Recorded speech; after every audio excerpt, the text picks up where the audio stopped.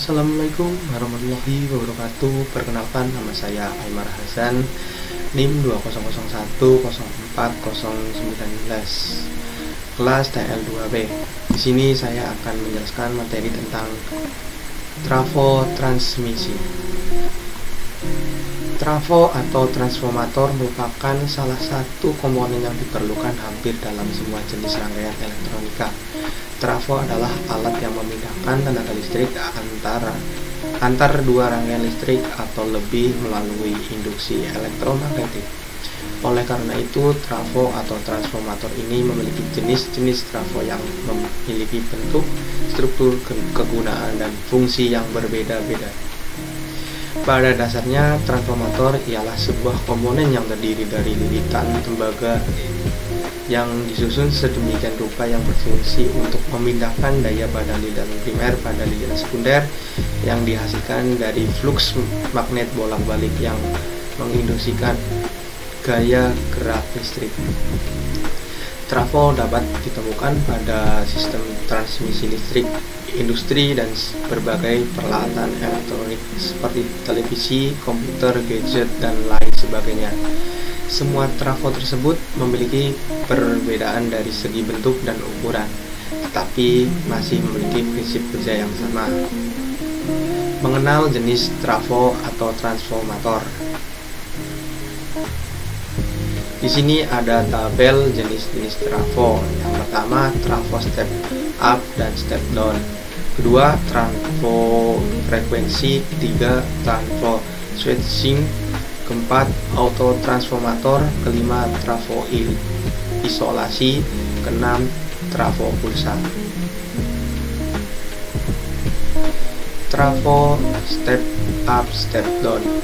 Yang pertama ialah trafo step up dan step down. Keduanya memiliki fungsi masing-masing yang diperlukan oleh suplai rangkaian alat elektronika tertentu. Adapun penjelasan lengkapnya ialah sebagai berikut. 1. Trafo step up. Trafo step up ialah jenis transformator yang berfungsi untuk menaikkan tegangan. Trafo step up seringkali digunakan pada pembangkit tenaga listrik sebagai peningkat tegangan yang dihasilkan oleh generator menjadi tegangan tinggi yang digunakan dalam transmisi jarak jauh. Sebagai contoh, sumber daya listrik memiliki tegangan 130 volt, sedangkan alat elektronika membutuhkan tenaga listrik sebesar 150 volt, maka dibutuhkan trafo step up untuk menjalankannya. Karena berfungsi untuk menaikkan tegangan, maka trafo step up membutuhkan lilitan sekunder yang lebih banyak dibandingkan dengan lilitan primer. Trafo ini seringkali ditemui pada alat elektronik yang memerlukan tegangan tinggi seperti televisi, inverter, dan lain sebagainya. 2. Trafo step down. Jika tadi ada trafo step up yang berfungsi untuk menaikkan tegangan, trafo step down memiliki fungsi sebaliknya.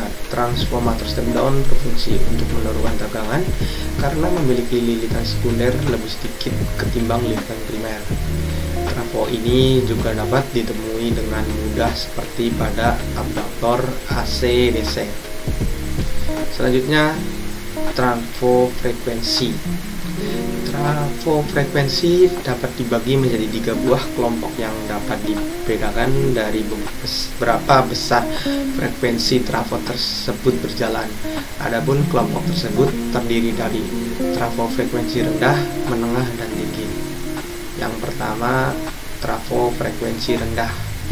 Trafo frekuensi rendah merupakan trafo yang bekerja pada frekuensi audio antara 20 Hz sampai dengan 20 kHz dan frekuensi di atasnya selama masih dalam cakupan frekuensi rendah. Trafo jenis ini biasanya menggunakan inti besi lunak. Sebagai contoh ialah trafo input atau output dan trafo adaptor.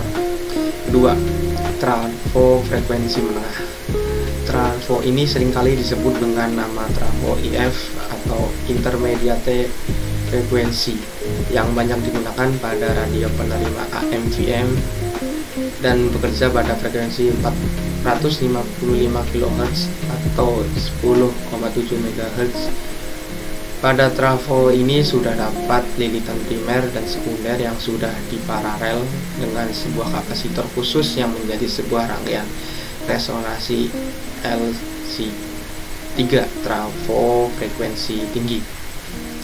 Trafo frekuensi tinggi banyak digunakan untuk keperluan pembangkitan frekuensi atau osilator, lilitan resonansi, dan playback pada rangkaian TV tabung.